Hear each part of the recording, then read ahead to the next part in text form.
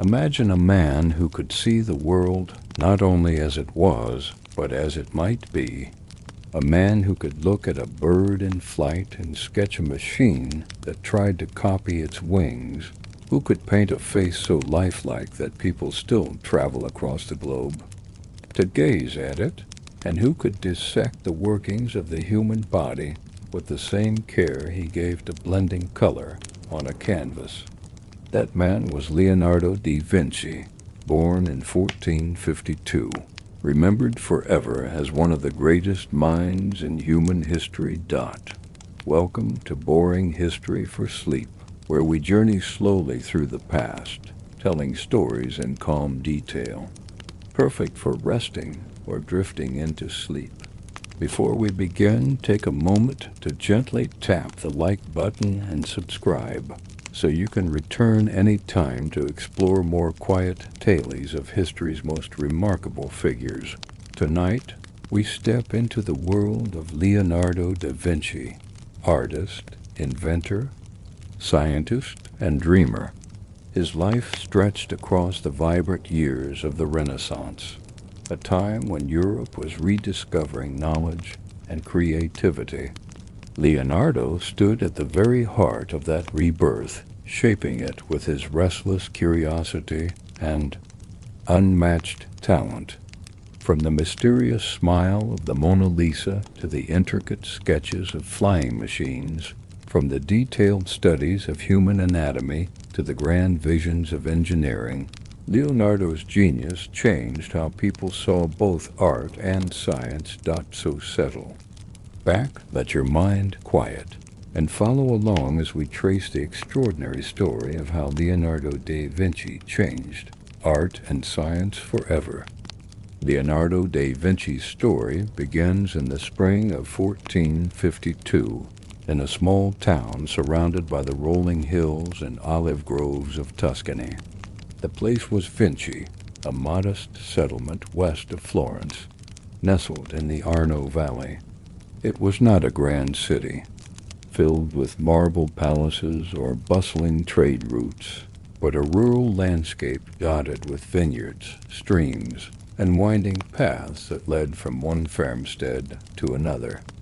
In this quiet countryside, where the air carried the scent of cypress trees and the sound of church bells drifted over the hills, one of history's greatest minds first opened his eyes. He was born on April 15th, the son of a local notary named Ser Piero da Vinci and a woman named Caterina. His father belonged to a respectable family of legal professionals, men trained in drafting contracts, settling disputes, and managing civic records. His mother, however, was not married to Ser Piero. She was a young woman of more humble origin.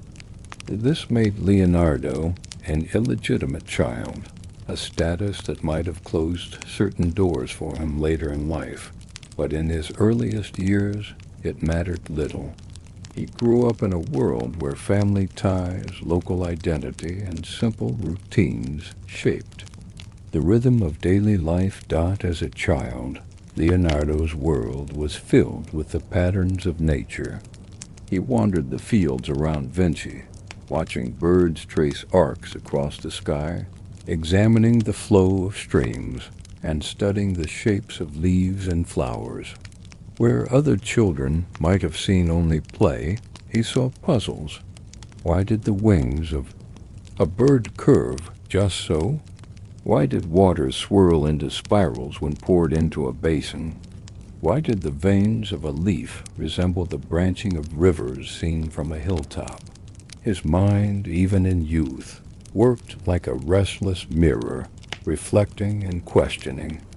Everything he observed, the countryside, gave him more than inspiration. It gave him time.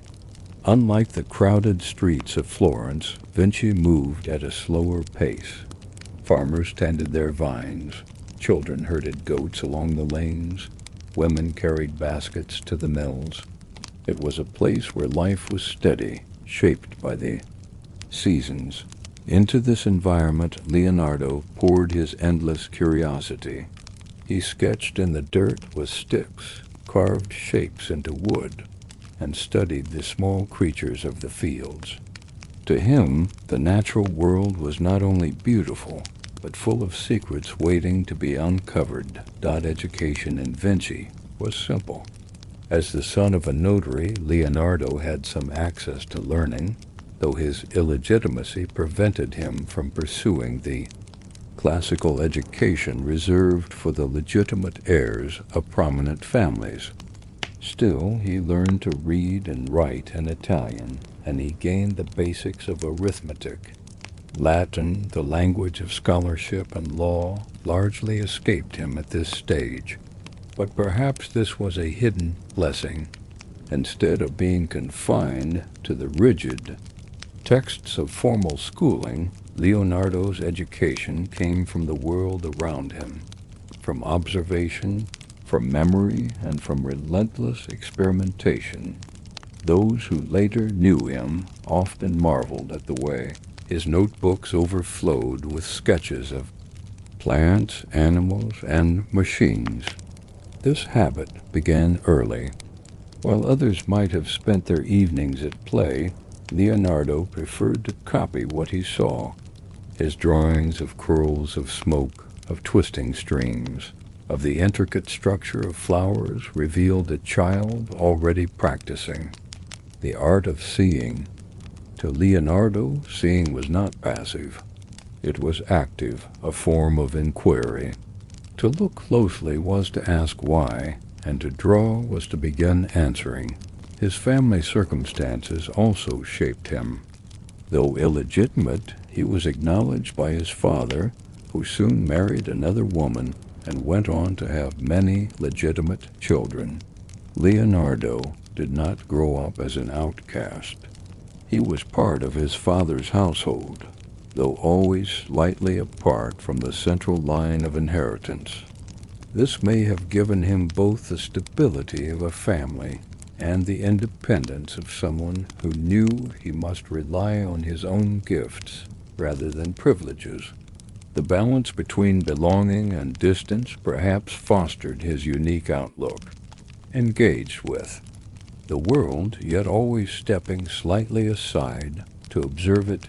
In the household of Ser Piero, Leonardo encountered tools of writing, measuring, and recording. The neat lines of notarial documents, the precision of contracts, the orderly arrangement of records, all of these may have impressed upon him a respect for structure and clarity. Yet where his father's profession dealt in the written word, Leonardo gravitated toward the drawn line. A flourish of ink might seal a contract for Ser Piero, but for Leonardo, ink and chalk captured the curve of a horse's neck, the mechanics of a pulley, or the shifting shadows on a human face. By the time he reached adolescence, his artistic talent was undeniable. His sketches, full of detail and vitality, caught the attention of those around him.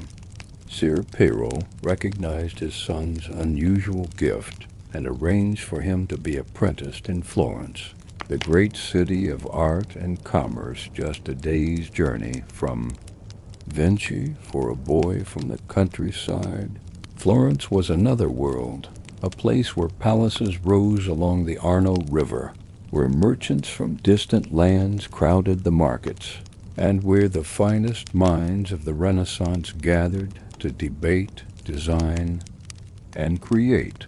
But before Leonardo left Vinci, the foundation of his genius was already laid. His early years, spent in the gentle hills and streams of Tuscany, had given him an intimacy with nature that no city could teach.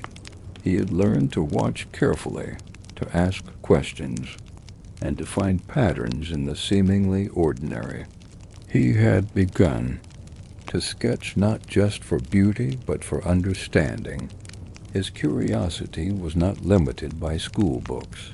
It was boundless, driven by the world itself. In the quiet town of Vinci, no one could have predicted that this boy would one day paint the most famous portrait in history, design machines centuries ahead of their time, or dissect the human form with unparalleled precision. Yet already, in the way he looked at a bird's wing, in the way he traced the spiral of water, in the way he filled page after page with sketches, Leonardo was becoming the man who would change how humanity saw both art and science. The boy from Vinci was ready to step onto the larger stage of Florence, carrying with him the restless curiosity that would define his life. When Leonardo left the small town of Vinci for Florence in his teenage years, he stepped from the quiet rhythms of the countryside into the vibrant heart of the Renaissance. Florence in the mid-15th century was a city unlike any other. In Europe, its narrow streets bustled with merchants selling silk and spices, bankers counting gold coins in their tall houses, scholars debating philosophy in shaded courtyards, and artists covering walls with frescoes that dazzled the eye.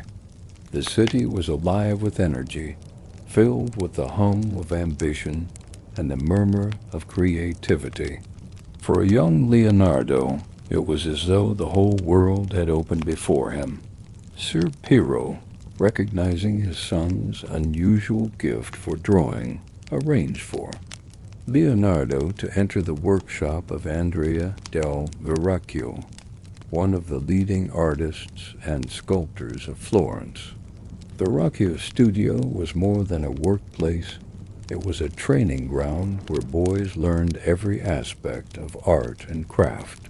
Apprentices were expected not only to sketch but to grind pigments, prepare plaster for frescoes, carve wood, shape clay, and even work with metal. The Renaissance artist was not a specialist in one narrow skill, but a master of many, and Verrocchio's workshop reflected this philosophy. For Leonardo, this environment was a revelation. He was surrounded by young men with talent and ambition, each vying to impress the master, each eager to secure commissions that would bring fame and fortune. The studio itself was a place of constant activity. Blocks of marble stood waiting to be carved. Canvases stretched on wooden frames lined the walls. Jars of pigments in brilliant colors filled the shelves. The smell of oils and varnish mixed with the sound of chisels striking stone and brushes sweeping across plaster. It was here, amid this symphony of creation, that Leonardo began to shape his skills into mastery. At first, his tasks were simple. As a young apprentice, he was expected to learn the basics: how to grind minerals into powder, mix them with oils or egg yolk to create paint, stretch linen across frames, and prepare surfaces with gesso. These chores may have seemed menial, but they taught patience and precision. They also gave him an intimate understanding of materials, the very substances that would later allow him to experiment so boldly. He learned that certain pigments reacted with light in different ways, that certain oils dried faster or slower, that plaster had to be applied with perfect timing before it hardened. To Leonardo, this not mere craft. It was science, a glimpse into the hidden properties of matter. As he advanced, Verrocchio allowed him to assist with larger works. Apprentices often painted backgrounds, minor figures, or details in the master's compositions. It was in this role that Leonardo first left his mark on a painting destined for fame. Verrocchio was working on the baptism of Christ, and he entrusted his young apprentice with painting one of the angels and parts of the landscape. According to tradition, Leonardo's contribution was so graceful, so alive with subtle shading and delicate detail, that it surpassed the work of the master himself. The story goes that Verrocchio, upon seeing the boy's talent, resolved never to paint again. Whether or not the tale is fully true, it captures a deeper reality. Leonardo's natural ability already shone brightly, and those who saw his work recognized that a new force had arrived in the world of art.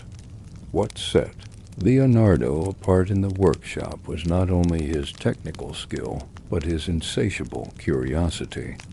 While other apprentices focused on learning the trade, Leonardo constantly asked questions.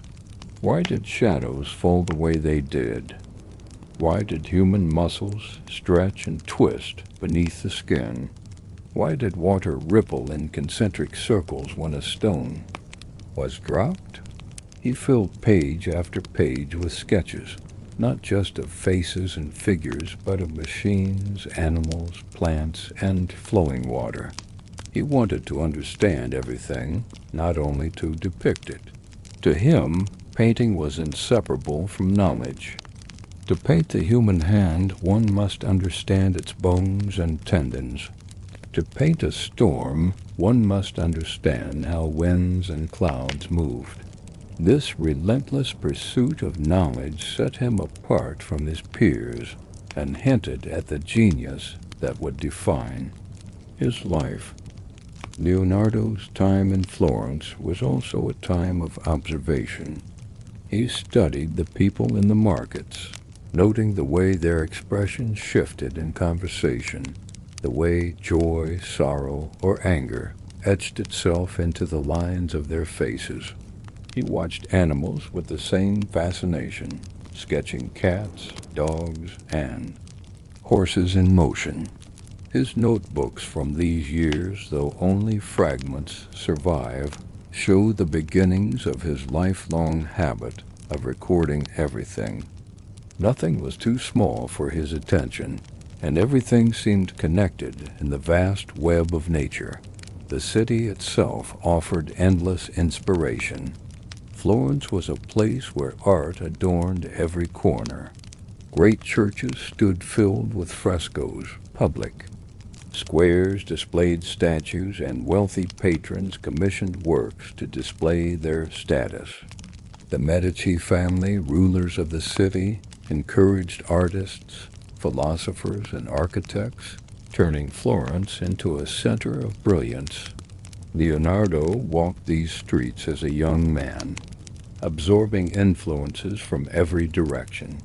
He studied the works of older masters, measured the proportions of famous statues, and listened to debates about geometry, perspective, and philosophy. For him, Florence was a living school, and every day was a lesson. Yet for all his talent, Leonardo was still an apprentice, subject to the discipline of the workshop. He learned how to follow instructions, how to collaborate with others, and how to see a large project through to completion. This discipline would serve him well in later years, though his restless mind sometimes rebelled against routine. Even then, he was known to begin works with enthusiasm and leave them unfinished, distracted by new ideas that seemed more urgent or more fascinating. Patrons would later complain of this habit, but it was a natural result of a mind too full of visions to be contained by a single canvas dot. As he matured, Leonardo began to take on independent commissions. His drawings gained attention, and his reputation grew among Florentine patrons. He painted portraits, designed decorations for festivals, and even created mechanical devices for entertainments. His skill was not limited to the studio.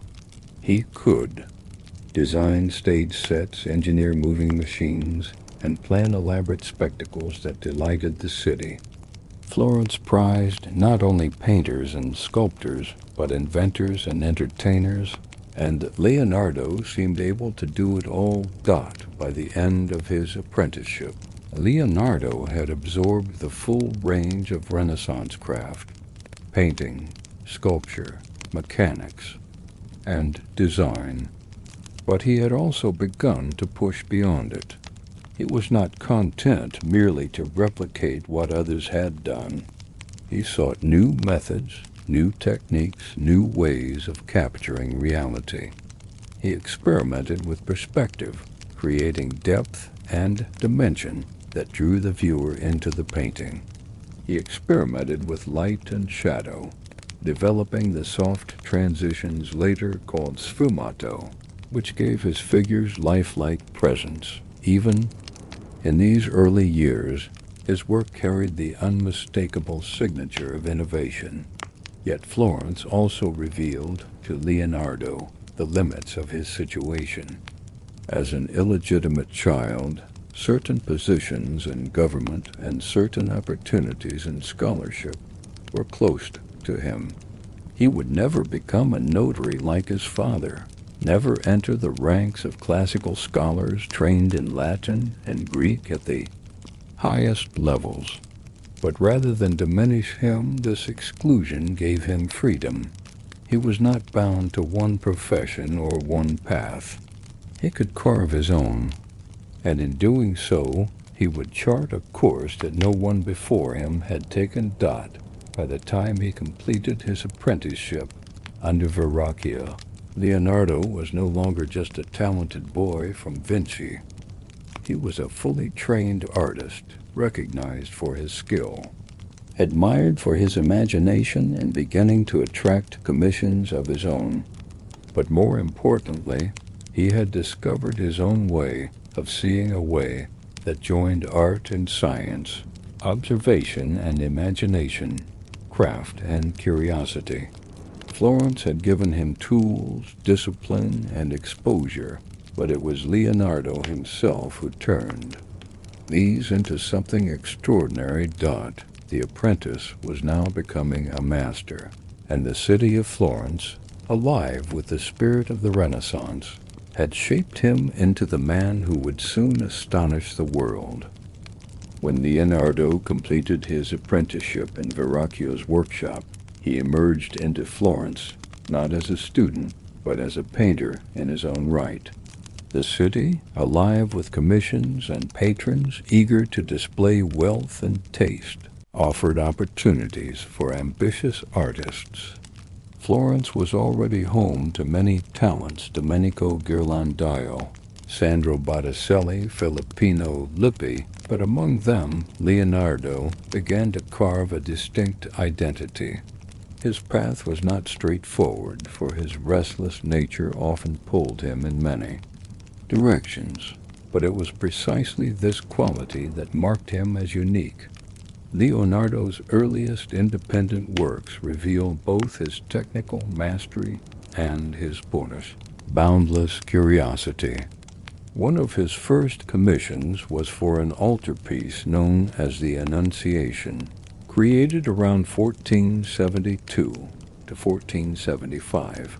The painting shows the angel Gabriel approaching the Virgin Mary in a garden, a familiar subject in Renaissance art. Yet Leonardo's version carried qualities unlike others. The wings of the angel are painted with the delicate precision of someone who had studied the flight of birds. The folds of Mary's robe fall with natural weight, and the perspective of the garden recedes with careful geometry. Light in the scene is not flat, but alive, shifting softly across surfaces. Even in this early work, Leonardo was already applying his eye for observation, making the miraculous appear rooted in nature. Another of his early creations, a portrait known as Ginevra de' Benci, offered something different. Painted around 1474, it depicted a young Florentine woman from a wealthy family. Portraiture was a genre that demanded not only likeness but insight into character. Leonardo's painting captures Ginevra with a quiet intensity, her pale face. Framed by juniper branches, her gaze turned slightly away from the viewer. The background, painted with atmospheric perspective, suggests depth and distance, while her expression conveys mystery. Unlike many portraits of the time, which emphasized status with jewelry and fine clothing, Leonardo focused on the subtleties of mood and individuality. It was a portrait not only of appearance but of presence, and it hinted at the direction his art would take. During these years, Leonardo also began to experiment with techniques that would later define his style. He explored sfumato, the delicate blending of tones that erased harsh outlines and gave figures lifelike softness. He studied how light diffused through air, how colors shifted in shadow, how a smile might seem to change when viewed from different angles. These experiments were not random but systematic. He treated painting as both art and science, a discipline that required the eye of an observer and the mind of a thinker. His notebooks from this period show sketches of faces, hands, and drapery, each accompanied by notes on proportion, light, and anatomy. For Leonardo, painting was not only about surface beauty, but about truth capturing the laws of nature as faithfully as possible. His reputation in Florence grew steadily, though not without challenges. Patrons admired his skill, but sometimes grew impatient with his slowness. Leonardo's perfectionism was legendary. He would begin a work with enthusiasm, studying and sketching endlessly, but completing it was another matter. His desire to achieve an ideal often kept him from delivering commissions promptly. Some saw this as unreliability.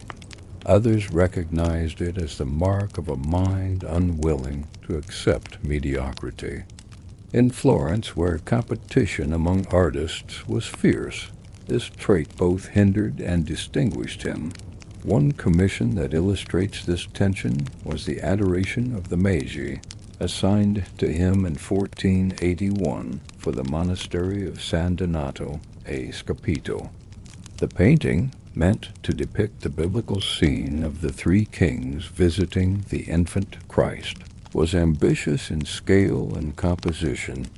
Leonardo threw himself into the project, producing preparatory sketches filled with swirling groups of figures, dramatic gestures, and architectural ruins. The design was complex, layered, and dynamic unlike anything Florence had seen, yet he never finished it. The panel survives today in its unfinished state, showing detailed drawing in some areas and rough underpainting in others. To later generations, the unfinished work offers a window into his process, a restless search for movement, depth, and meaning. To his patrons, however, it was a frustration. They wanted a completed altarpiece, not a vision left suspended. Still, even unfinished, the adoration enhanced his reputation. Artists and observers could see the daring of his design, the vitality of his figures, and the intellectual ambition behind the work. Leonardo was not content to repeat formulas. He sought to reinvent them. His compositions broke traditional symmetry, filling the scene with life and complexity. His figures were not static, but seemed caught in motion, their expressions vivid and individual. In every gesture, in every fold of cloth, in every architectural ruin, Leonardo tried to capture the energy of a world in flux. Florence in these years was both a blessing and a constraint. The city's patrons provided opportunities, but they also imposed expectations. Many commissions were religious in nature, requiring adherence to themes and conventions. For Leonardo, whose interests extended far beyond traditional boundaries, this was limiting. He longed to explore mechanics, anatomy, flight, engineering fields that few patrons valued as highly as painting. He began to sense that Florence, despite its brilliance, might not offer the scope his imagination demanded. Yet, even as he grew restless, Leonardo's position in the city deepened. He joined the Painters' Guild of Florence, the Compagnia di San Luca, in 1472, formally recognized as an independent master. He mingled with other artists, absorbed influences, and contributed to the artistic debates of the time. He studied the works of Masaccio, whose frescoes demonstrated mastery of perspective and human form, and of Donatello, whose sculptures revealed the power of expression. He admired Filippo Brunelleschi's architecture and Paolo Uccello's obsession with geometry in painting. Each influence enriched him, but he always returned to his own way of seeing curiosity first, technique second. Leonardo also began to write more systematically during this period.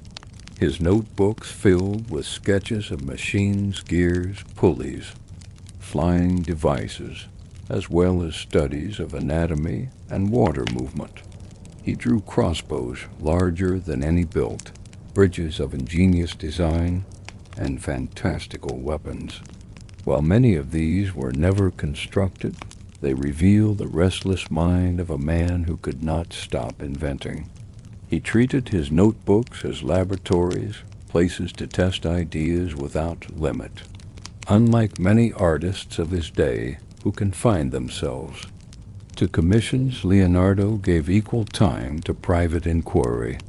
This dual pursuit, art and science, observation and imagination, was what made him extraordinary. Patrons, however, sometimes found him puzzling. They admired his brilliance but worried about his reliability. Stories circulated of commissions delayed, of works abandoned, of endless sketches with little finished product. Yet his reputation never faltered entirely, for his talent was undeniable. When he did complete a painting or design, it surpassed expectations. His works carried a sense of life, a subtlety of expression, and a technical mastery that others could not match. By the early 1480s, Leonardo stood at a crossroads. He was respected in Florence, admired by fellow artists, and recognized as a master. Yet he was not fully satisfied. His ambitions stretched beyond the city's walls, beyond its guilds and monasteries. He longed for new patrons, larger projects, and greater freedom to explore his wide-ranging interests. Florence had shaped him, nurtured him, and revealed his genius. But to fulfill his destiny, he would need to leave the city of his youth and seek new horizons. In these years, Leonardo had found his own path as an artist. He had painted with grace, experimented with technique, and filled notebooks with ideas that spanned disciplines. He had shown Florence that art could be more than depiction, that it could be inquiry, discovery, and invention. The boy from Vinci had become a painter of renown, but his story was only beginning. Ahead lay Milan, where he would step into the role not only of painter, but of engineer, architect, and dreamer, serving dukes and reshaping the very idea of what an artist could be. When Leonardo da Vinci decided to leave Florence in the early 1480s, he was not abandoning his city lightly. Florence had given him training, recognition, and his first commissions, but it had also shown him the limits of its world. In Florence, competition among artists was fierce, patrons were demanding, and opportunities, though plentiful, often remained within the familiar boundaries of altarpieces, portraits, and decorative panels. Leonardo hungered for more. He wanted grand projects, machines that would change warfare, architecture that would transform cities, and a stage large enough for his restless mind. It was this desire that carried him north to Milan, where he would spend nearly 2 decades serving the court of Ludovico Sforza, the Duke of Milan, and where he would produce some of his most enduring works. The decision to move was also practical. In Florence, Leonardo's reputation was strong, but he was one among many. Botticelli, Ghirlandaio, and others commanded major commissions. In Milan, however, he could stand out. Ludovico Sforza, known as Il Moro, was a ruler eager to surround himself with brilliance. He valued art not only for its beauty, but for its political utility. Paintings, sculptures, and architecture could enhance his prestige, display his wealth, and cement his authority. Moreover, Milan was a city of military importance, where engineering was as valued as painting. This made Leonardo's varied skills especially appealing. Leonardo introduced himself to Ludovico not by emphasizing his art, but by presenting a remarkable letter. In it he described his abilities not as a painter, but as a military engineer. He listed his designs for bridges, fortifications, siege machines, and innovative weapons. He promised machines for attack and defense, canals for moving water, and even designs for massive cannons. Only at the end of the letter did he add, almost as an afterthought, that he could also paint. This unusual self-presentation reflected Leonardo's ambition. He did not see himself only as an artist. He was an inventor, an engineer, a designer of possibilities. To Ludovico, this versatility must have been irresistible at court. Leonardo's life became both more structured and more expansive. He now worked not just for private patrons, but for a duke whose resources allowed for larger projects. He designed pageants and entertainments where mechanical devices created wonders that astonished audiences. He planned canals and fortifications, applying his observations of water and geometry to practical needs. And he painted, producing works that redefined what art could be. One of his earliest major works in Milan was the Virgin of the Rocks, commissioned for a religious confraternity. The painting exists today in 2 versions, both remarkable for their atmospheric depth.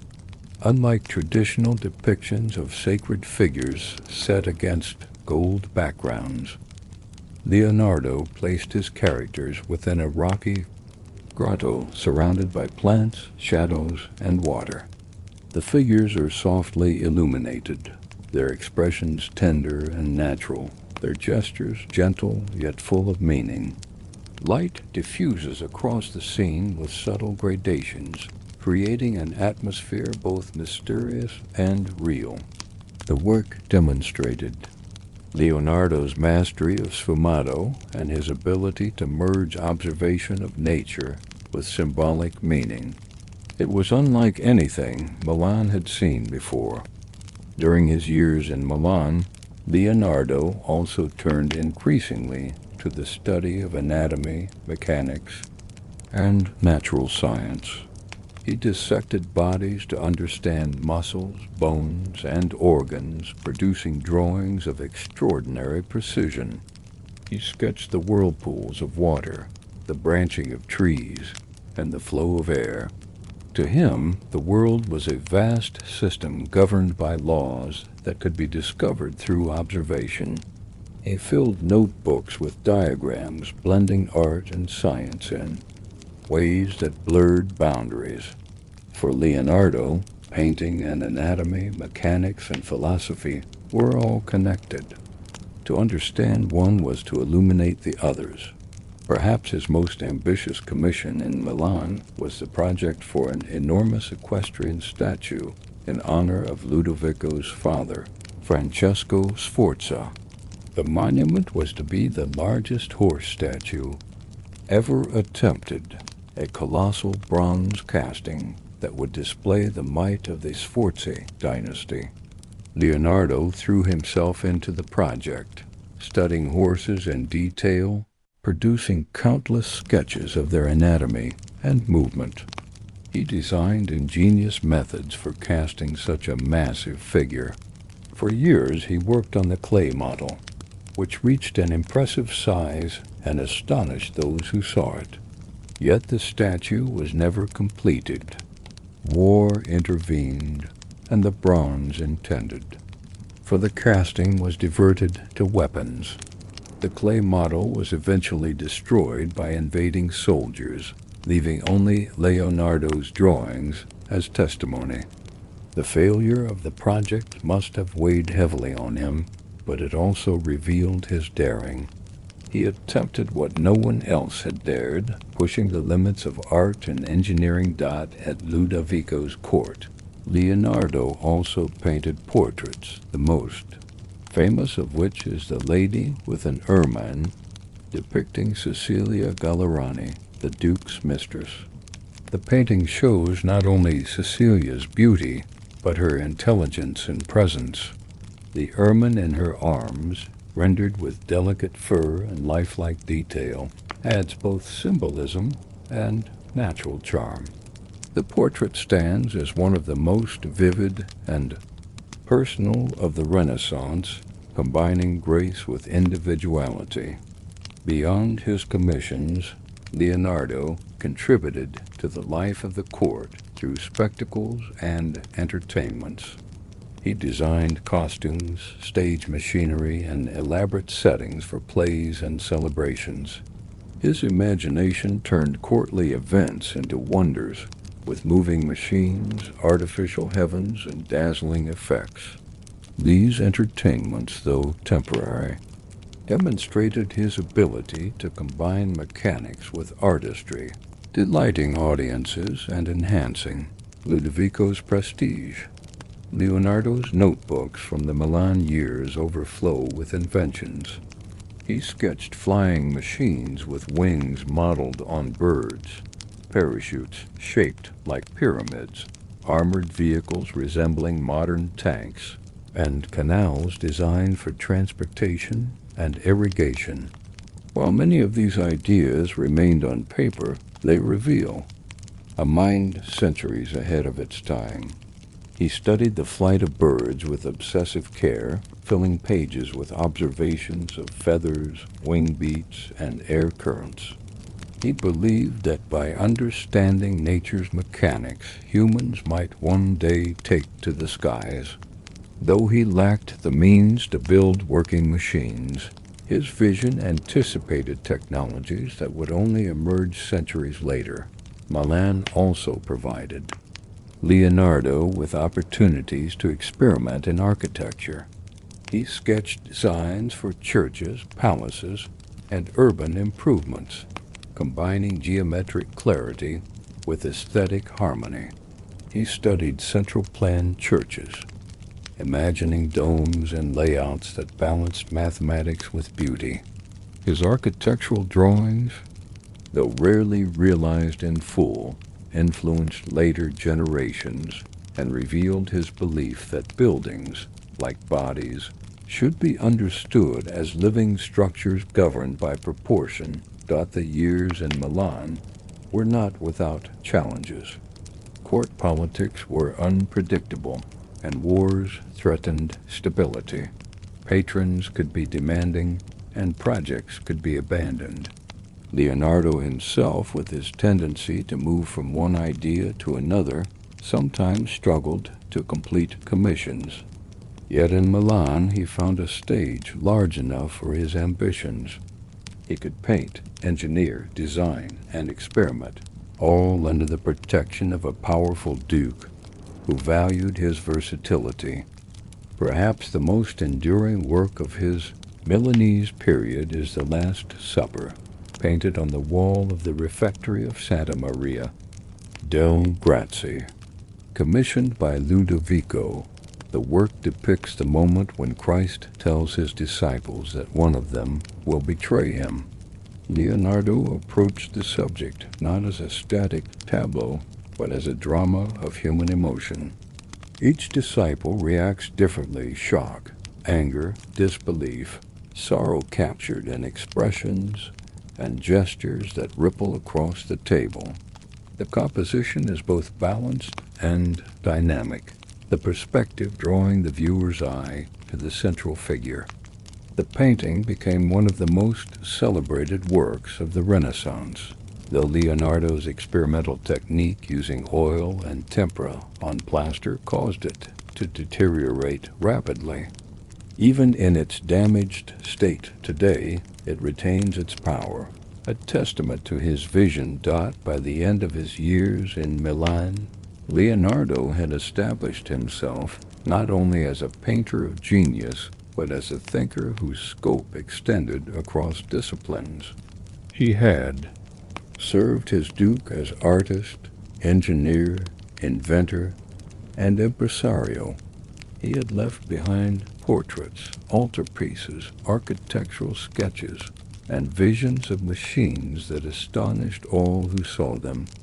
He had become not just an artist, but a Renaissance man in the fullest sense, embodying the spirit of inquiry, creativity, and innovation that defined the age. Yet the fall of Ludovico Sforza in 1499, when French armies invaded Milan, forced Leonardo once again to move.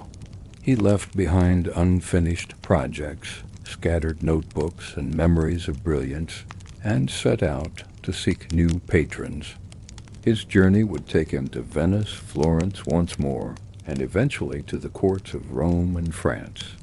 But his Milanese years remained central, a time when his genius found a stage wide enough to unfold. In Milan, Leonardo da Vinci had shown the world not only what art could achieve, but what the human mind could imagine.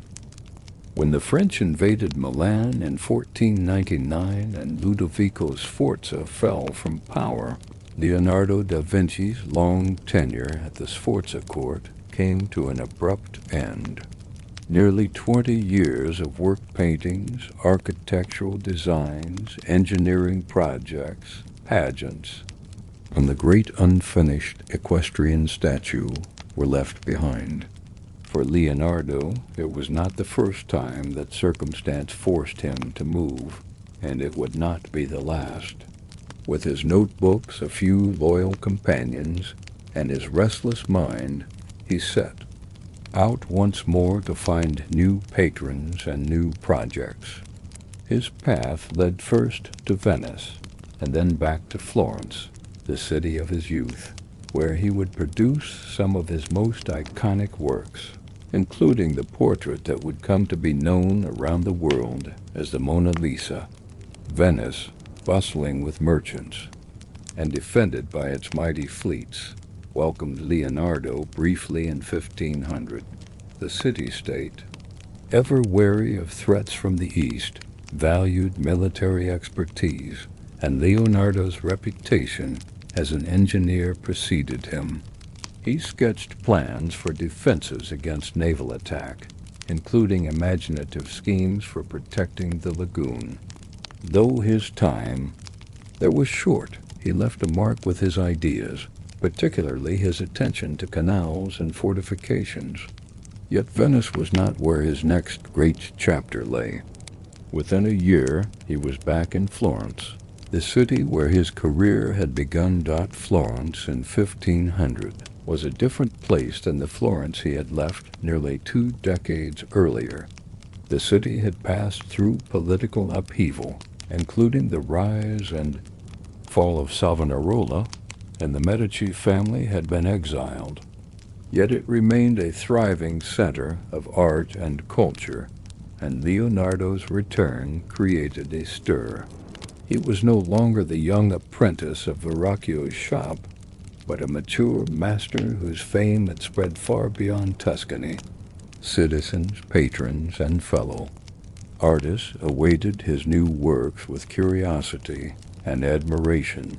It was in Florence that Leonardo undertook one of the most ambitious commissions of his career, a mural depicting the Battle of Anghiari for the Palazzo Vecchio, the city's government hall. The battle, fought in 1440, had been a Florentine victory, and the Republic wished to commemorate it with grandeur. Leonardo's design focused not on orderly ranks of soldiers, but on the chaotic intensity of combat. His sketches show horses rearing, men grappling, faces twisted in fury, weapons clashing in close quarters. It was less a celebration of victory than a study of human struggle, rendered with a vividness that made viewers feel the chaos of battle.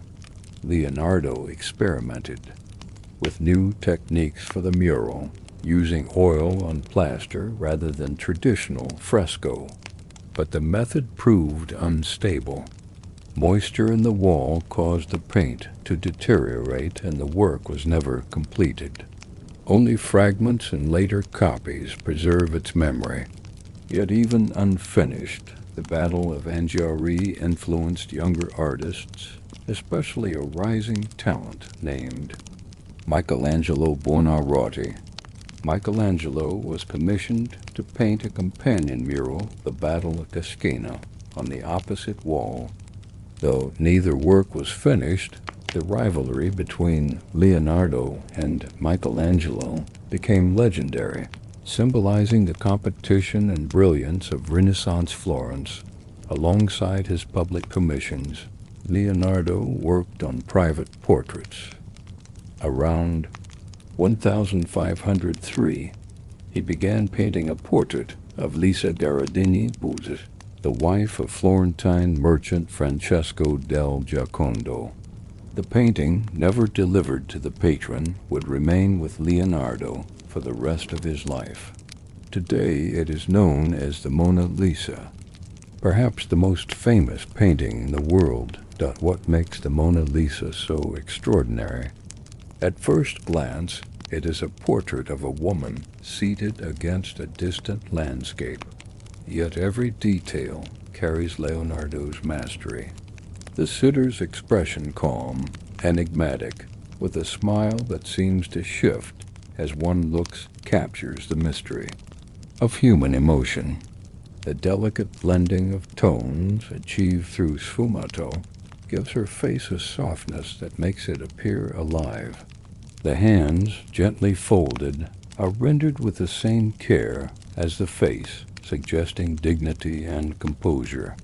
Behind her, winding rivers and rocky landscapes stretch into hazy distance, connecting the human figure to the vastness of nature. Leonardo worked on the painting for years, carrying it with him through his travels, retouching and refining it. He seemed unable to let it go, as though it represented more than a commission.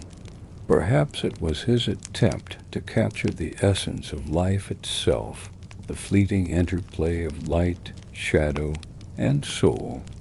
Whatever his reasons, the Mona Lisa became not just a portrait, but a statement of what painting could achieve: the union of observation and mystery, of art and science, of human presence and natural order. During this Florentine period, Leonardo also painted the Virgin and Child with St. Anne, another masterpiece of composition. The painting shows Mary seated on her mother Anne's lap, holding the infant Jesus as he plays with a lamb. The figures intertwine with natural grace, their movements gentle, their expressions tender. Once again, Leonardo blurred the line between sacred subject and human warmth. The pyramidal arrangement, the subtle shading, the atmospheric landscape all revealed his continued mastery. But painting was never Leonardo's only pursuit. In Florence, he continued his studies of anatomy, dissecting human bodies to understand their inner workings. His drawings of muscles, bones, and organs from this time rank among the most remarkable achievements in the history of science. He sketched the spine with astonishing accuracy, explored the chambers of the heart, and traced the branching of blood vessels. He even attempted to depict the motion of the fetus in the womb. His notes revealed not only artistic skill, but a mind grappling with the mechanics of life itself. At the same time, he expanded his mechanical studies. He sketched machines for weaving, designs for flying devices, and hydraulic systems for channeling water. He imagined parachutes, diving suits, and armored vehicles. Few of these inventions could be built with the technology of his time, but they reveal his vision. To Leonardo, invention was a natural extension of observation. The world, he believed, was full of hidden principles, and by studying them, humans might learn to replicate and harness them. Florence, however, also brought frustrations. The unfinished Battle of Anghiari became a source of disappointment, and his slowness in completing commissions drew criticism. Patrons grew impatient, while rivals like Michelangelo advanced rapidly. Leonardo's perfectionism, his tendency to begin more than he finished, once again tested the patience of those who expected tangible results. Yet even in frustration, he inspired awe. His ideas, his sketches, and his presence carried weight. He was more than an artist. He was a phenomenon. As the first decade of the 1500s progressed, Leonardo's reputation remained secure, but opportunities shifted. Florence, though brilliant, was not always stable.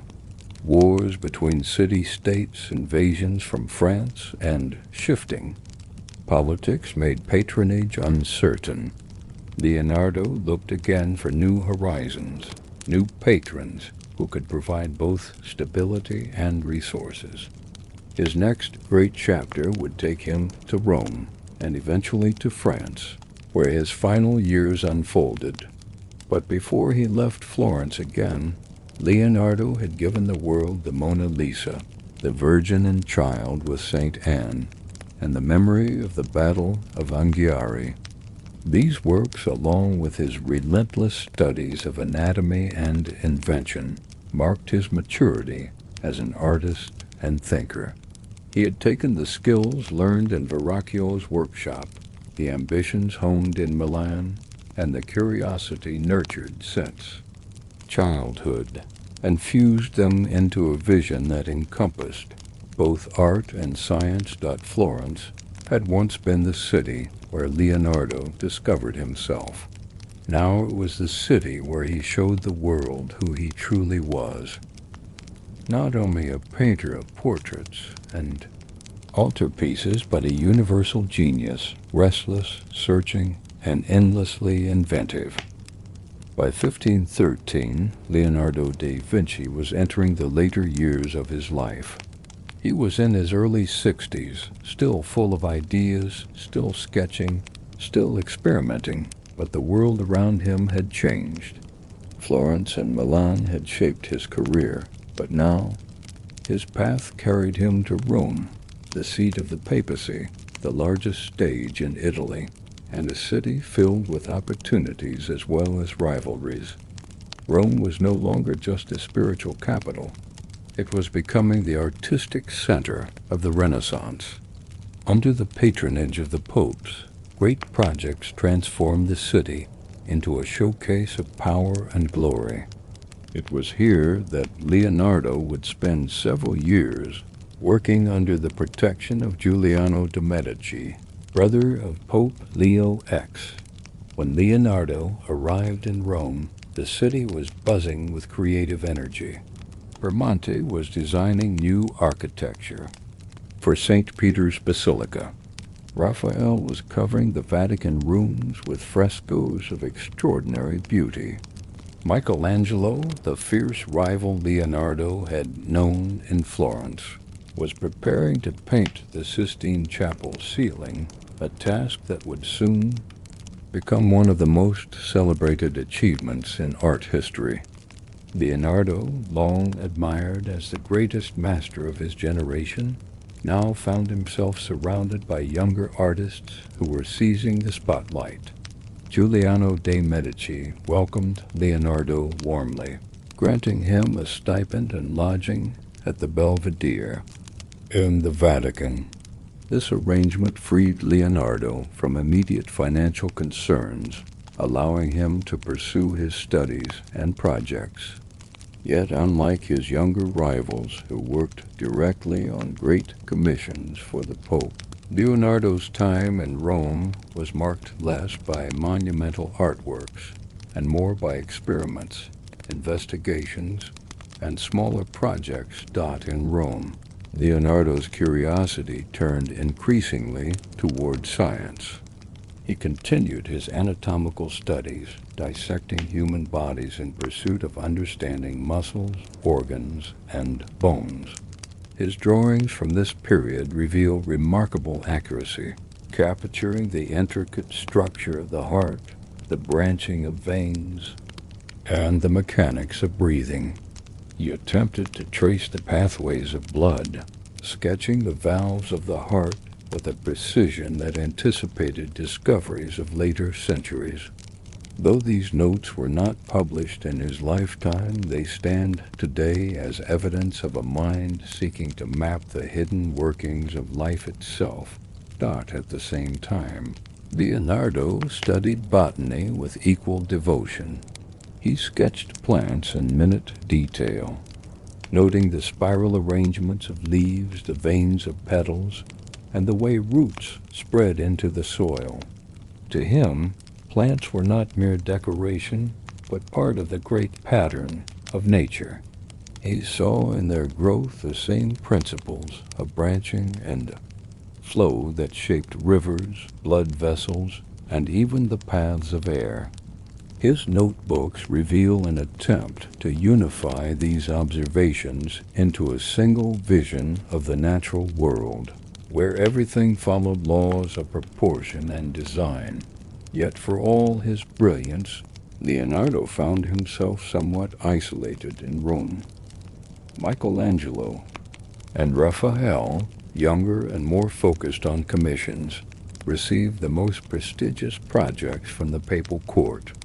Raphael's frescoes dazzled visitors, blending classical harmony with Christian themes, while Michelangelo's bold designs pushed the limits of imagination. Leonardo, in contrast, seemed distracted.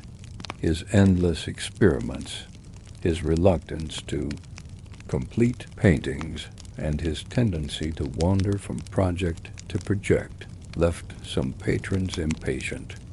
To the bustling court, he must have seemed at times like a genius out of step with the times, respected, admired, but no longer the center of attention. Still, Leonardo did not cease working. He experimented with optics, studying how light passed through glass and how lenses could magnify or focus vision. He tinkered with mechanical devices, sketching gears, levers, and inventions that blended practicality with imagination. He drew designs for hydraulic systems, imagining canals, water-lifting machines, and improvements to irrigation. Some of these ideas found small applications. Many remain visions in his notebooks, but they all testify to his restless energy, his inability to confine himself to one field when the entire world beckoned. He also continued painting, though fewer works from his Roman period survive. One project was a painting of St. John the Baptist, a half-length figure emerging from darkness, pointing upward with a mysterious smile. The painting embodies Leonardo's mature style, soft shading, enigmatic expression, and the sense of a figure suspended between reality and mystery. Another was the unfinished St. Jerome in the Wilderness, which he reworked intermittently. These works, though less celebrated than the Mona Lisa or the Last Supper, reveal his continued exploration of expression and atmosphere. Leonardo's time in Rome was not without frustrations. Some of his scientific studies, particularly dissections, attracted suspicion. The Church permitted anatomical studies to some degree, but they were never free from controversy. At one point, his work was reportedly interrupted by restrictions, forcing him to set aside projects. Moreover, his experiments with chemical substances such as oils and varnishes led to misunderstandings. To some, they seemed like alchemy, mysterious and perhaps dangerous. Such misunderstandings may have contributed to his growing sense of being out of place. Competition also weighed on him. Raphael, in his 30s, charmed patrons with graceful frescoes filled with harmony and idealized beauty. Michelangelo, though older than Raphael, carried a forceful energy that stunned viewers with its raw power. Leonardo, in his 60s, moved at a slower pace, absorbed in questions of science as much as art. He was still revered, but he no longer dominated. In this environment, he may have felt overshadowed, his genius acknowledged but not fully utilized. Despite these challenges, Leonardo's Roman years enriched his vision. They gave him time to deepen his studies, to fill notebook after notebook with observations, and to refine his belief that art and science were inseparable. He saw the world as a great organism, its parts connected by hidden laws. To him, painting was not just representation, but the ultimate science of seeing, requiring knowledge of anatomy, light, motion, and perspective. This philosophy, though not always understood by his contemporaries, would shape how later generations viewed his legacy. By 1516, however, Leonardo's time in Rome was nearing its end. Giuliano de' Medici, his patron, died, leaving Leonardo without strong protection at the papal court. Opportunities dwindled, and his sense of isolation deepened. Fortunately, another patron soon appeared, one whose invitation would carry Leonardo beyond Italy altogether. King Francis I of France, an admirer of Italian art and eager to bring Renaissance brilliance to his own court, extended an offer. Leonardo accepted, leaving Rome behind for the Loire Valley, where he would spend the final years of his life. Thus, Leonardo's Roman years, though less productive in terms of monumental paintings, were rich in study and reflection. They were years in which he, older and perhaps more introspective, explored the hidden mechanics of nature, sketched visions of machines yet to come, and lived among rivals who reminded the world that the Renaissance was a chorus of genius, not the work of one man alone. For Leonardo, Rome was both a challenge and a meditation, a place where he was honored yet restless, overshadowed yet undimmed, a master whose greatest masterpiece was perhaps no longer a painting, but the vision of the universe he carried within his mind. When Leonardo da Vinci left Rome in 1516, he was in his mid-60s, an age that in the early 16th century placed him far beyond the typical span of a man's life. Yet his mind remained as restless as ever, his notebooks still filling with sketches, diagrams, and reflections. What he sought now was not only opportunity, but peace. A patron who would respect his genius, grant him freedom, and provide security in his final years. He found all of this in King Francis I of France, a monarch eager to bring the glory of the Italian Renaissance across the Alps. Francis I, young and ambitious, admired Leonardo deeply. To him, the old master represented the very essence of Renaissance: brilliant painter, engineer, thinker, and dreamer. When Leonardo accepted the king's invitation, he was welcomed with honor, given the title of premier painter, engineer, and architect of the king. Though his health was beginning to decline, he was granted the freedom to work as he wished, without the pressing demands of impatient patrons. For the first time in many years, Leonardo enjoyed both respect and calm. The king provided him with a residence at the Château du Clos-Luce, near Amboise in the Loire Valley. The chateau, a handsome stone manor surrounded by gardens, stood close to the royal castle, allowing Leonardo easy access to the court. There, accompanied by his loyal pupils and assistants, most notably Francesco Melzi, he settled into a rhythm of work, study, and reflection. In France, Leonardo continued to sketch and design. His notebooks reveal ideas for festivals, waterworks, and architectural projects. He proposed plans for canals to improve transport, designs for palaces with central domes, and visions for mechanical devices. Though few of these were ever built, the ideas themselves fascinated Francis I, who delighted in conversing with the master and hearing of his inventions. The king is said to have spent hours speaking with Leonardo, treating him less as a servant and more as a wise counselor. Leonardo also brought with him several of his paintings, including the Mona Lisa. The portrait, which he had carried and retouched for years, became part of his personal collection, admired by the French court. Other works, such as St. John the Baptist and the Virgin and Child with St. Anne, also traveled with him.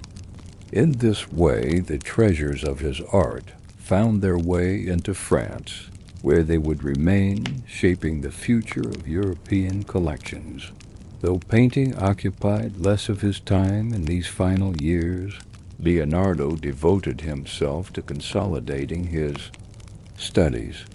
He organized his notes, dictated ideas to Melzi, and reflected on the patterns that had driven his lifelong curiosity.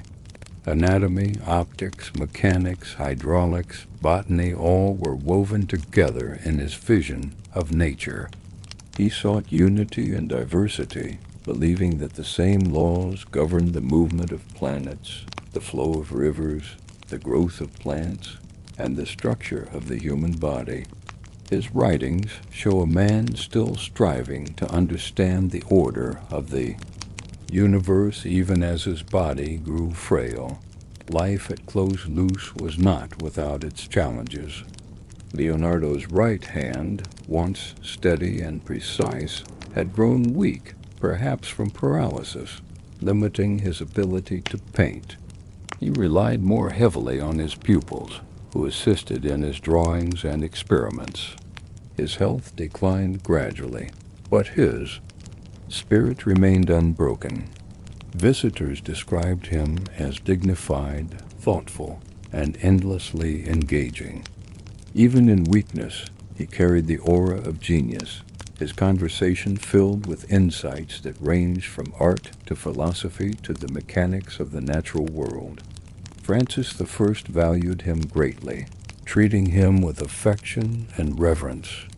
Legends grew around their friendship, some claiming the king cradled Leonardo in his arms at the moment of his death.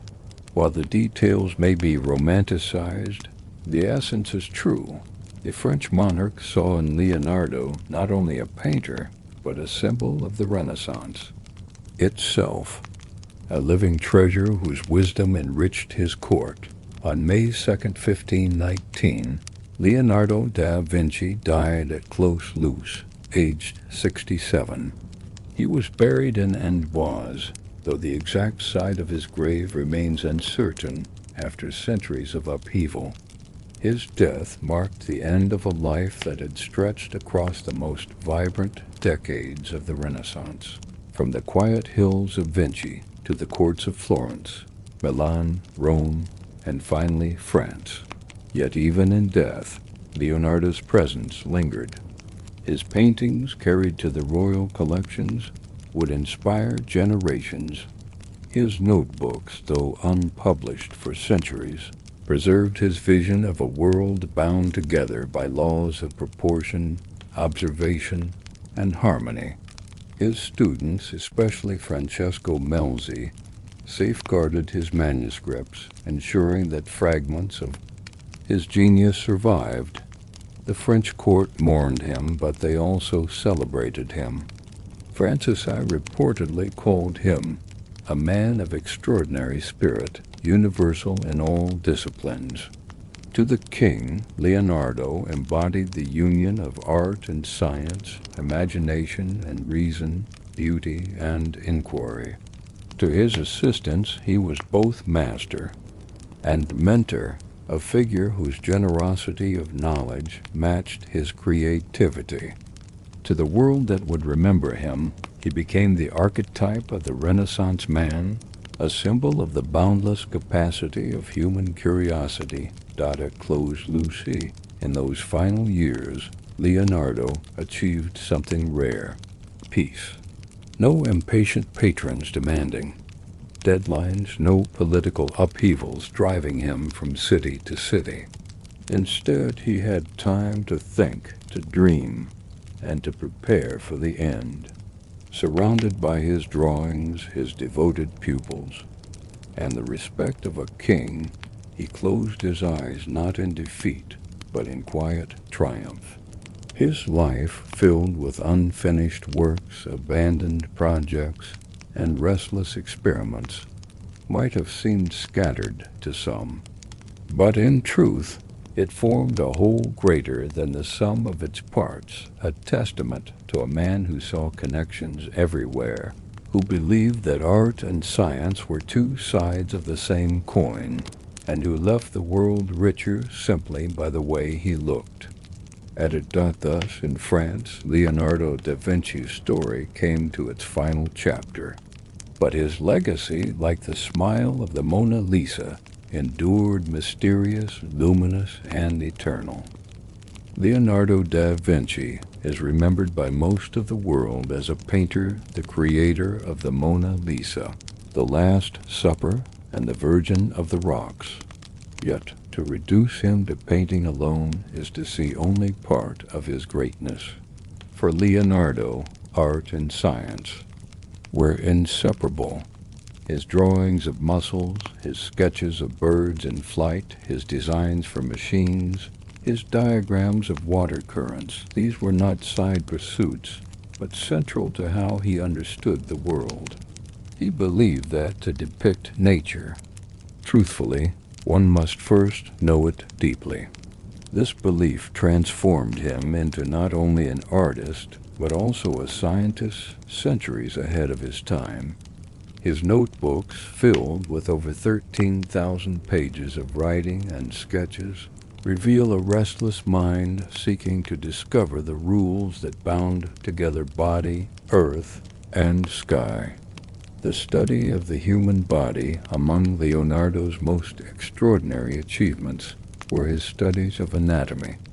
While many artists of his time studied the surface of the human form to improve their paintings, Leonardo went far deeper. He wanted to understand the skeleton, the muscles, the organs, the circulation of blood, and even the functions of the brain. To do this, he dissected human corpses, a practice both rare and controversial in his time.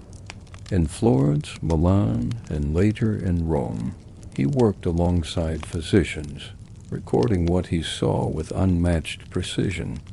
His anatomical drawings remain astonishing. He sketched the human skull in cross-section, showing cavities and sinuses. He drew the muscles of the shoulder and arm with such clarity that modern anatomists still recognize their accuracy.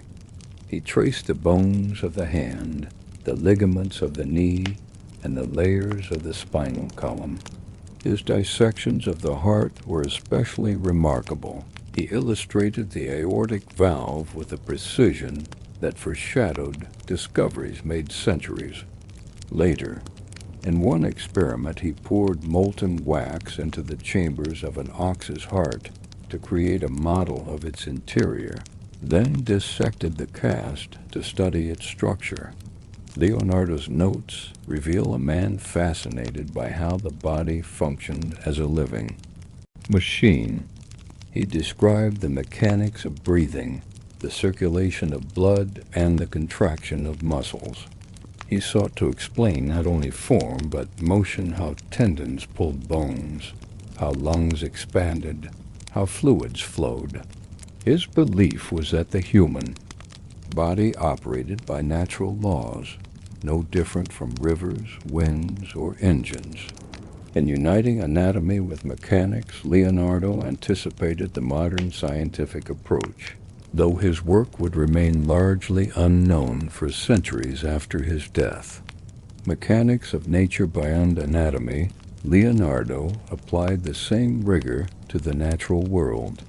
He studied water with particular passion. To him, water was the driver of nature, shaping landscapes, nourishing life, and powering machines.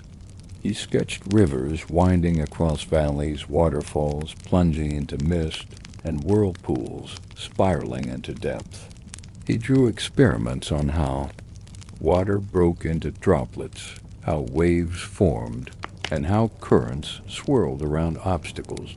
His fascination with water extended to practical engineering.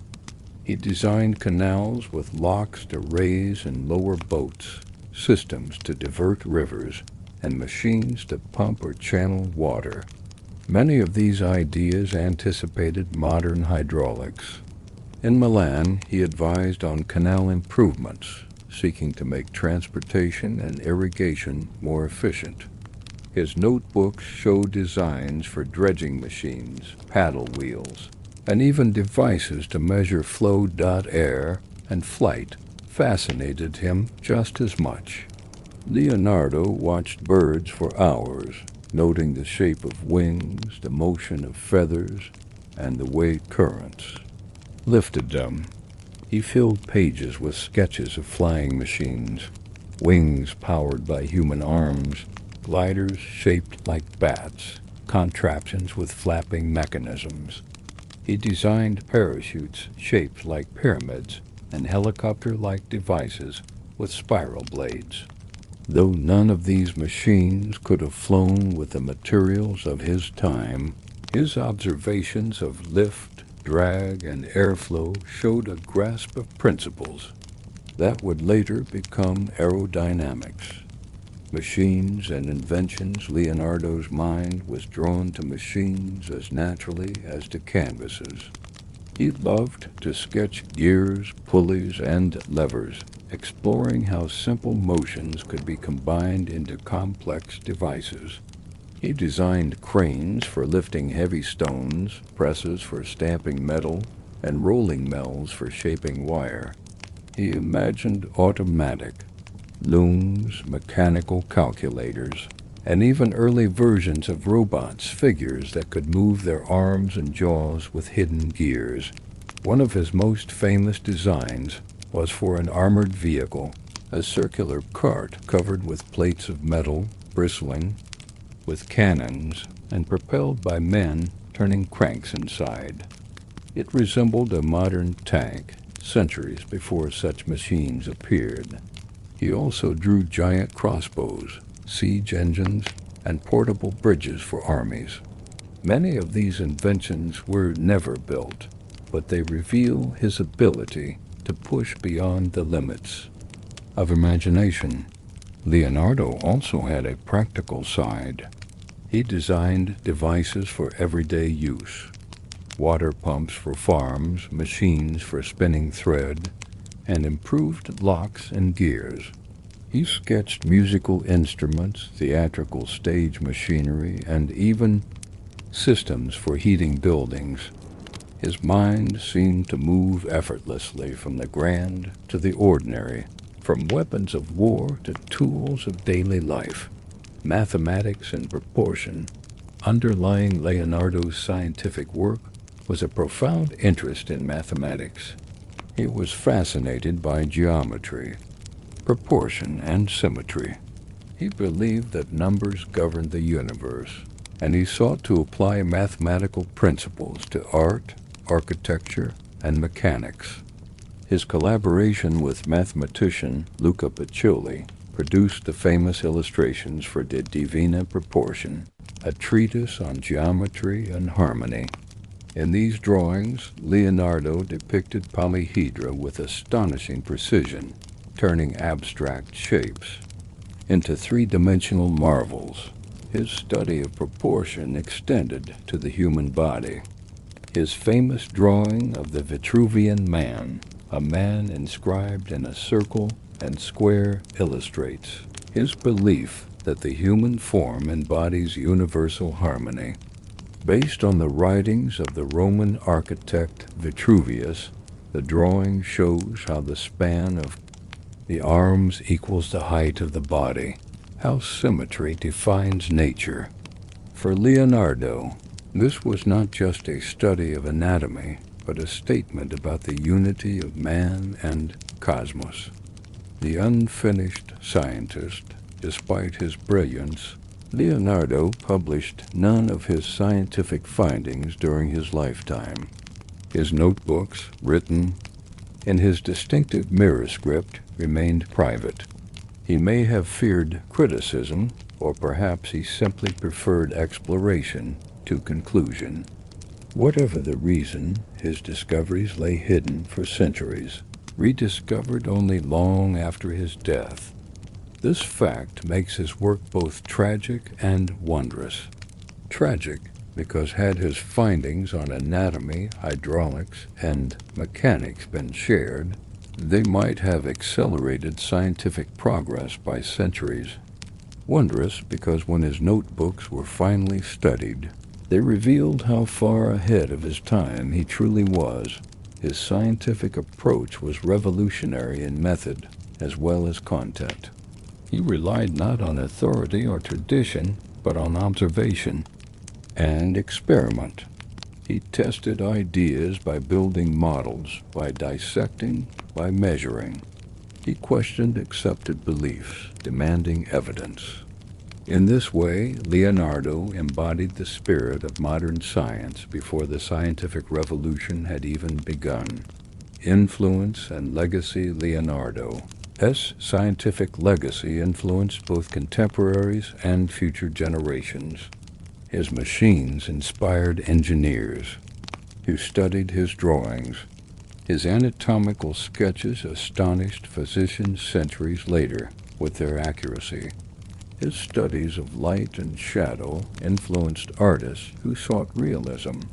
His vision of unity between art and science shaped the very idea of the Renaissance man, a person whose mind ranged freely across disciplines. Even in fields where his inventions were impractical, his imagination mattered. His flying machines, though impossible in his day, inspired dreamers of the future. His armored vehicles anticipated modern warfare. His hydraulics foreshadowed modern engineering. His Vitruvian Man became a symbol of humanism itself, the belief that man reflects the harmony of nature.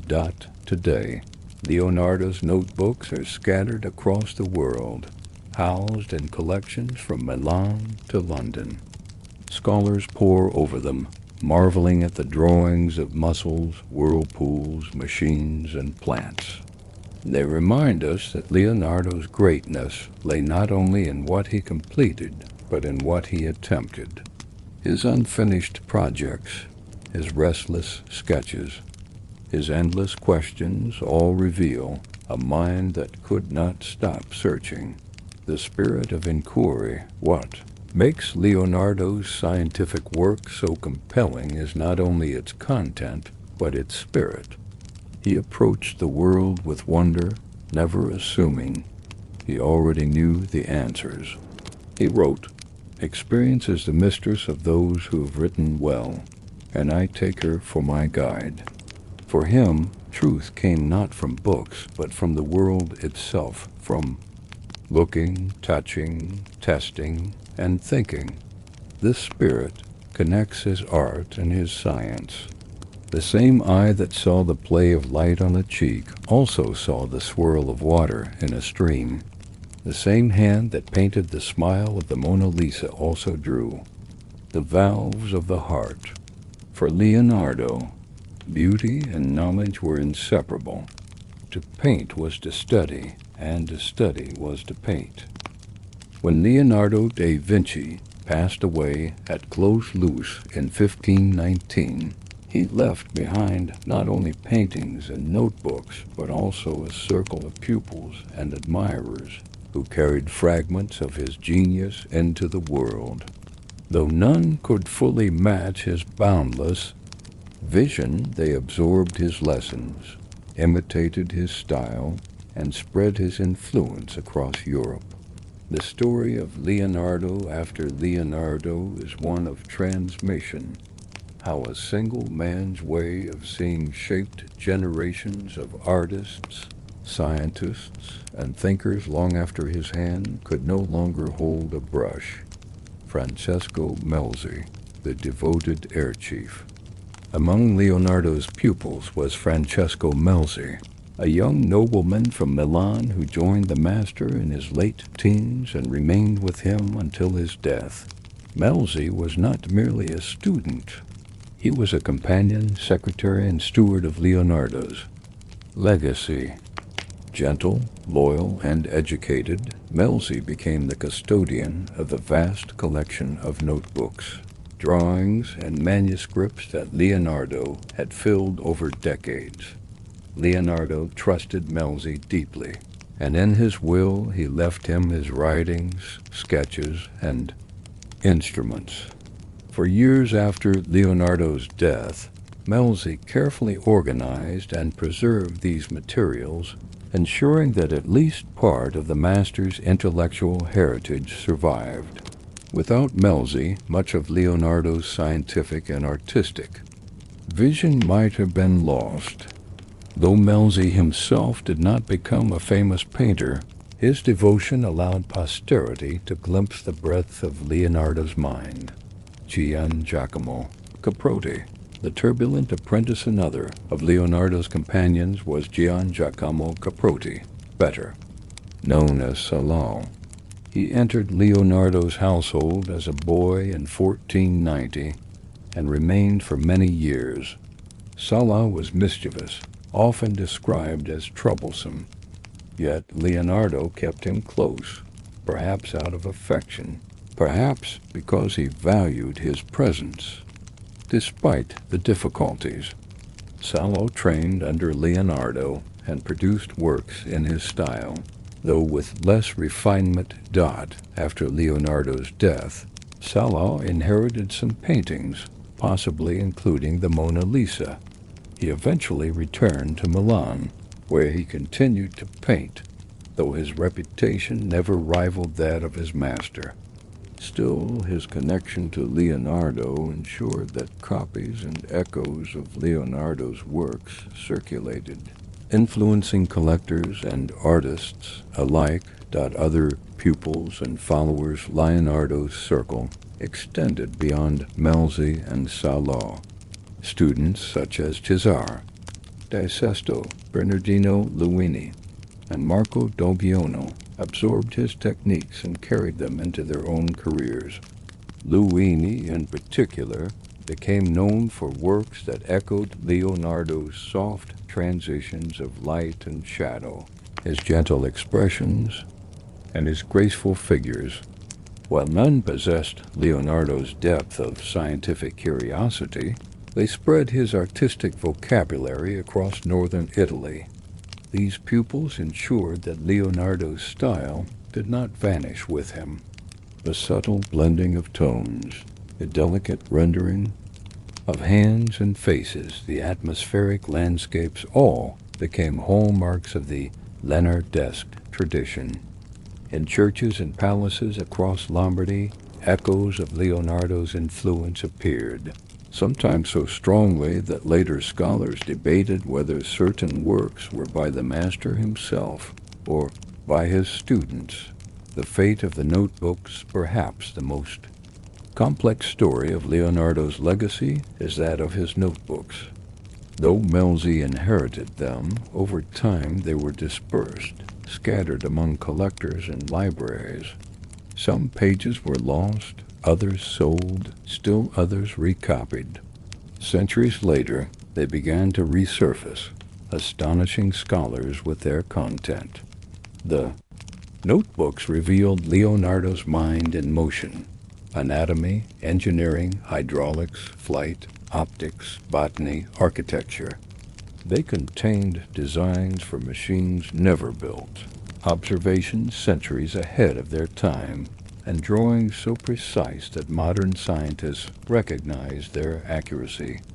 But because they were scattered and unpublished for so long, their impact was delayed.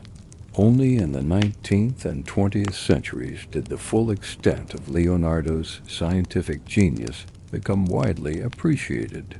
Yet even in fragments, his notebooks shaped thought. Engineers studied his gears and pulleys.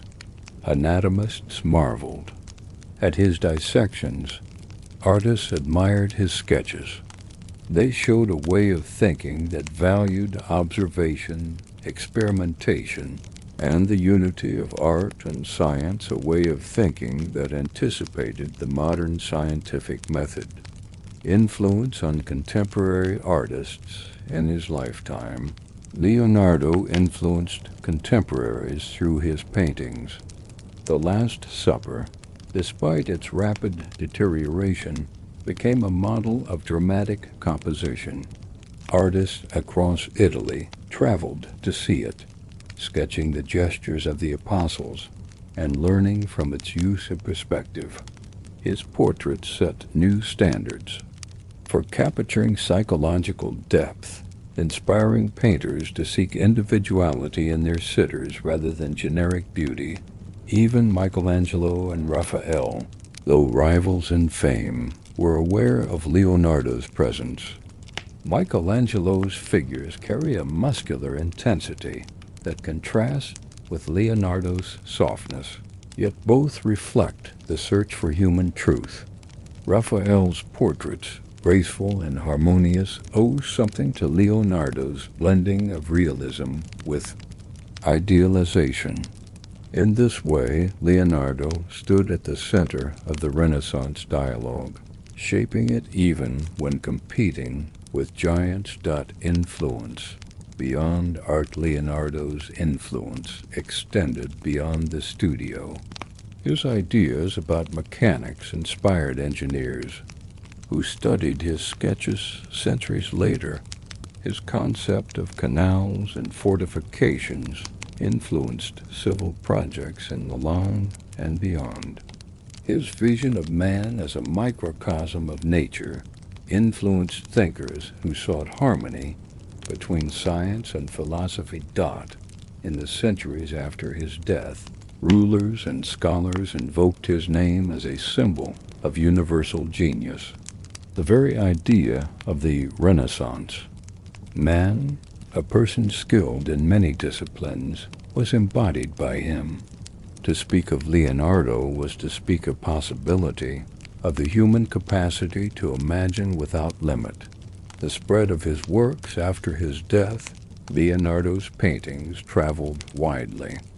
The Mona Lisa, taken to France, entered the royal collection, and eventually the Louvre, where it became a treasure of French heritage.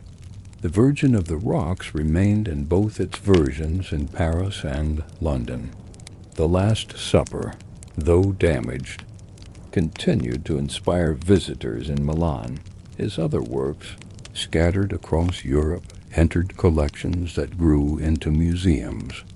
Each painting became not only an object of beauty, but a fragment of legend, drawing admirers who spoke of Leonardo in reverent tones. Later reverenced by the 17th century, Leonardo's reputation had grown to near mythic status. Writers described him as a man whose talents exceeded those of ordinary mortals. Artists studied him as a model of invention. Scientists rediscovered his notes and saw in them the seeds of modern discovery. His name became synonymous with genius itself. In the 19th and 20th centuries, as his notebooks were published more fully, admiration deepened. Modern readers recognized that his sketches of helicopters, tanks, and anatomy were centuries ahead of their time. Museums displayed his drawings alongside his paintings, revealing the breadth of his mind. The world came to see not only Leonardo, the painter, but Leonardo, the scientist, engineer, and visionary. The legacy of a teacher for his pupils, Leonardo was more than a master. He was an example of how to think. He taught them to observe, to question, to look at nature not as a static scene, but as a living system. His studio was not just a workshop, but a laboratory of curiosity. Even if his students could not match his scope, they absorbed his habits of seeing. This, perhaps, was his greatest teaching, that to create was to inquire, and to inquire was to create. When Leonardo da Vinci closed his eyes for the last time in 1519, the world lost a man, but it did not lose his presence. For more than 5 centuries since, his name has lived on, repeated with reverence by artists, scientists, historians, and dreamers alike.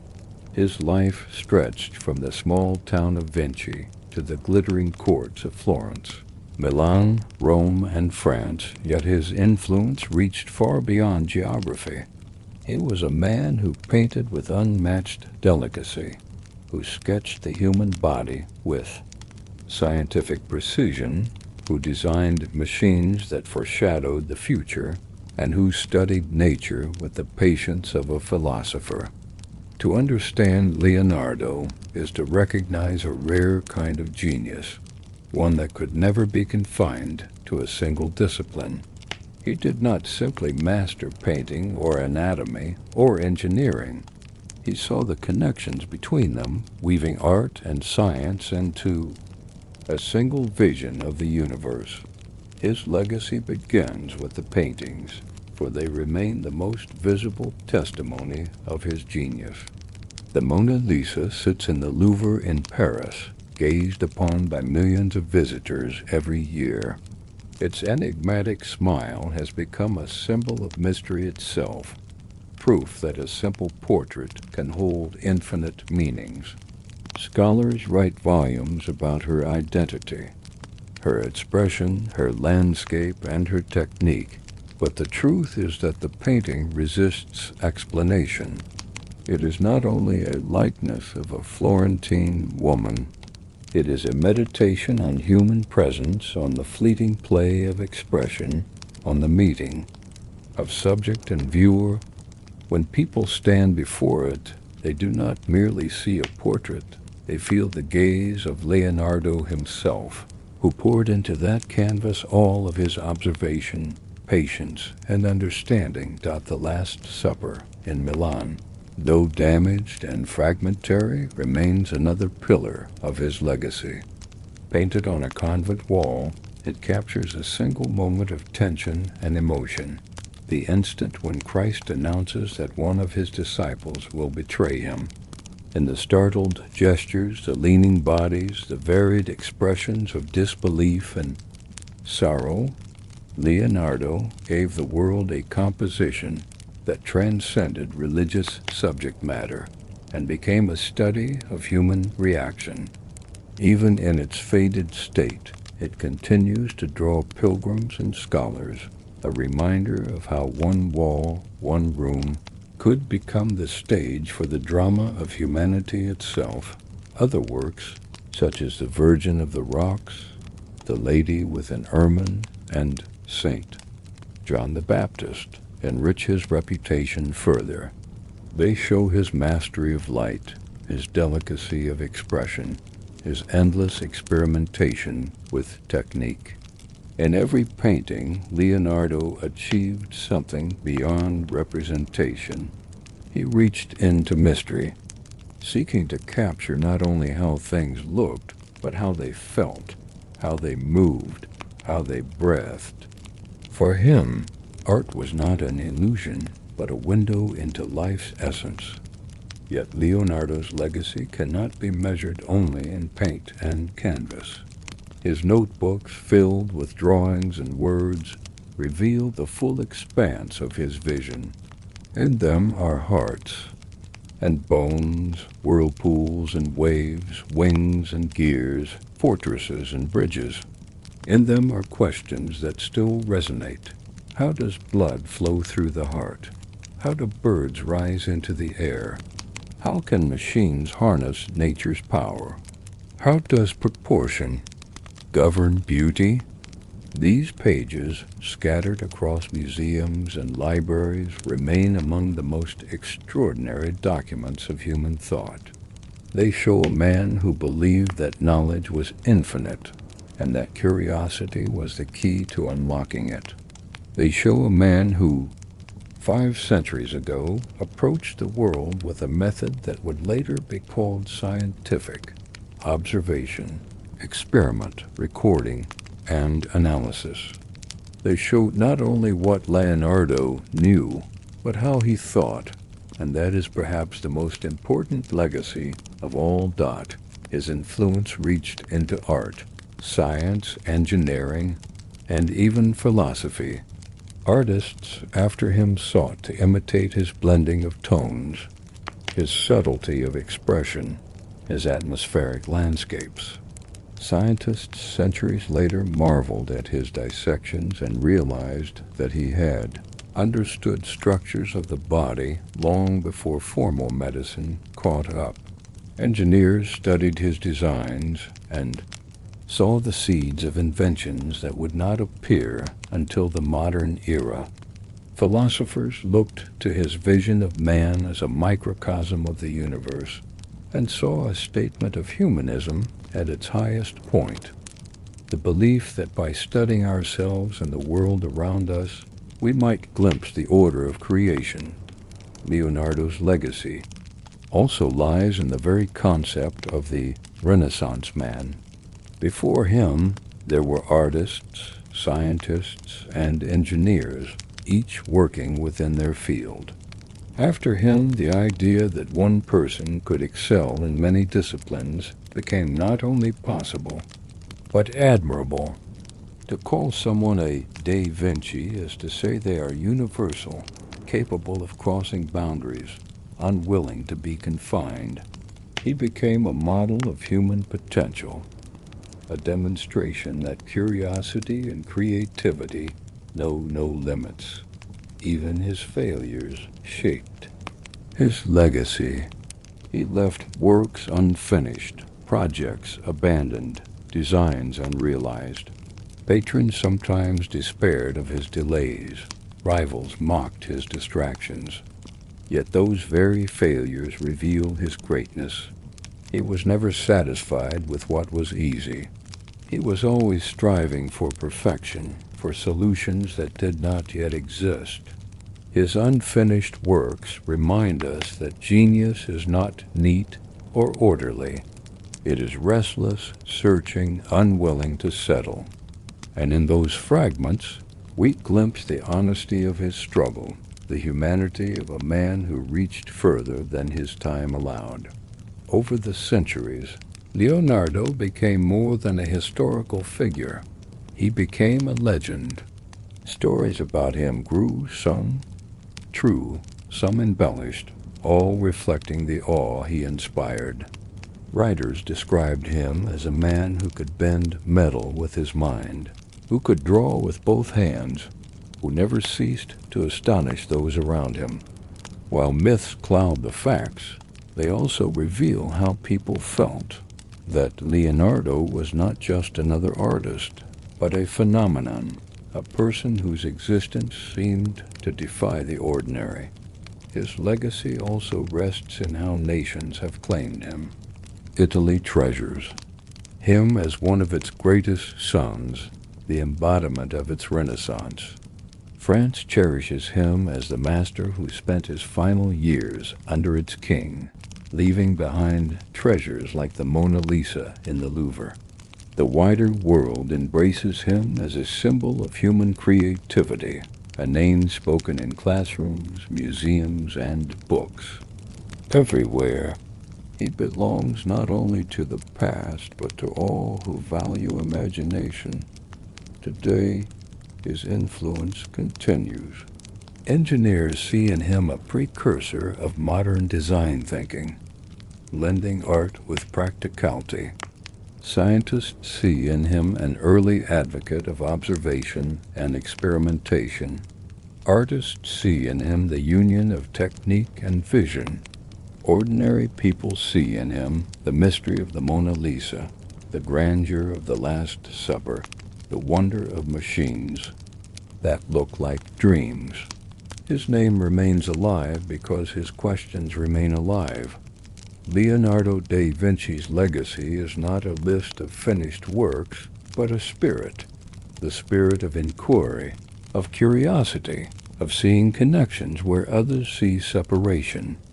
He showed that art could be science, that science could be art, that observation and imagination together create understanding. He showed that one mind in one lifetime could touch the infinite simply by asking, by drawing, by never ceasing. To wonder.